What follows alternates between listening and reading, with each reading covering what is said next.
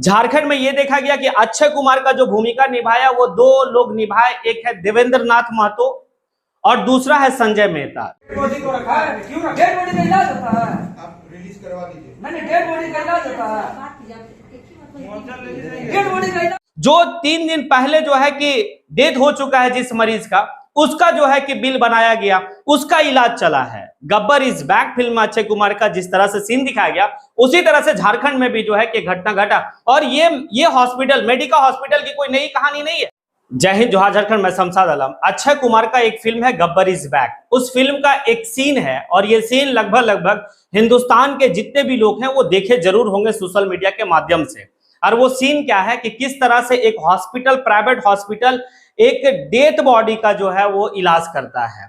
दरअसल बात ये रहता है कि एक व्यक्ति है जिसका नाम है आपका बलराम नागपाल, उसको जो है कि गवर्नमेंट हॉस्पिटल जो उसे मृत घोषित कर देता है। अक्षय कुमार उस मरीज को जो है कि लाता है और लाने के बाद एक प्राइवेट हॉस्पिटल में एडमिट कराता है। बाकायदे जो है कि उस हॉस्पिटल के जितने भी डॉक्टर, मैनेजमेंट सब जानते हैं कि ये डेथ हो चुका है, उसके बावजूद भी उसे एडमिट लेता है। उसके बाद उस हॉस्पिटल का पूरा ड्रामा चलता है, दवा लाओ, ये लाओ, आपका पेशेंट क्रिटिकल है। इस दरमियान में जो है कि अक्षय कुमार कहता भी है कि भाई आपको जितना पैसा लगना है मैं देने के लिए तैयार हूं, लेकिन आप इस मरीज को ठीक करें। अब ऑपरेशन थिएटर में जाता, जाने के बाद जो है कि गहमा गहमी चलता हॉस्पिटल में।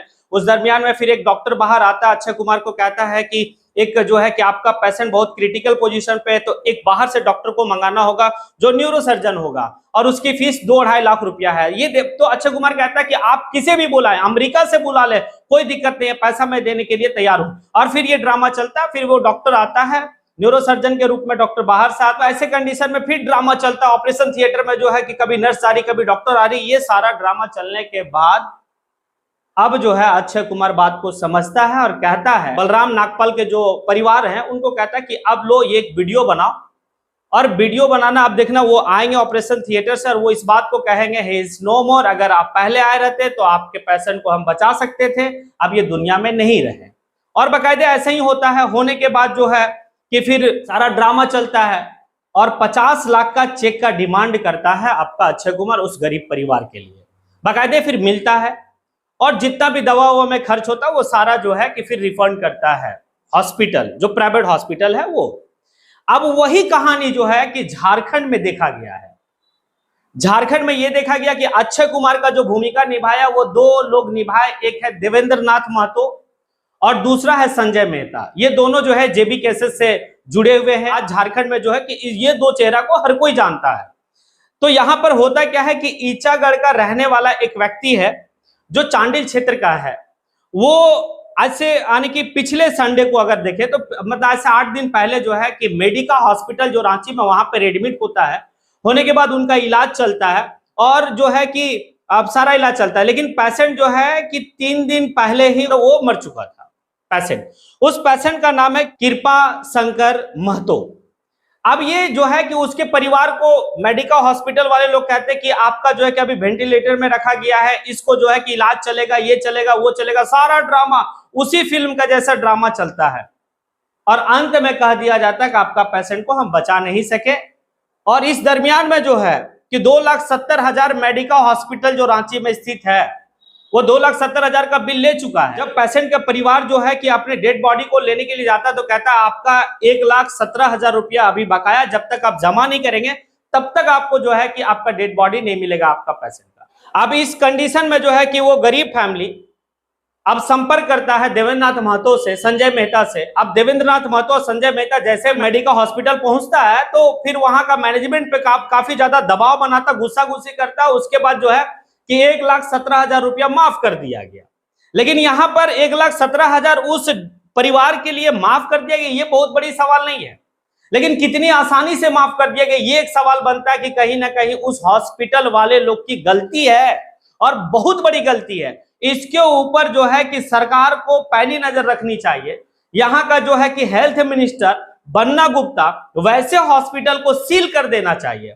जो 3 दिन पहले जो है कि डेथ हो चुका है जिस मरीज का, उसका जो है कि बिल बनाया गया, उसका इलाज चला है। गब्बर इज बैक फिल्म में अक्षय कुमार का जिस तरह से सीन दिखाया गया, उसी तरह से झारखंड में भी जो है कि घटना घटा। और ये हॉस्पिटल, मेडिका हॉस्पिटल की कोई नई कहानी नहीं है। इसका बहुत खराब रिकॉर्ड भी रहा है। इस तरह के कई घटने घटे हैं। अब अगर जो है कि अगर यहाँ की सरकार अगर ऐसे लोगों पर नकेल नहीं कसती है तो फिर ये गरीब कहां जाएंगे?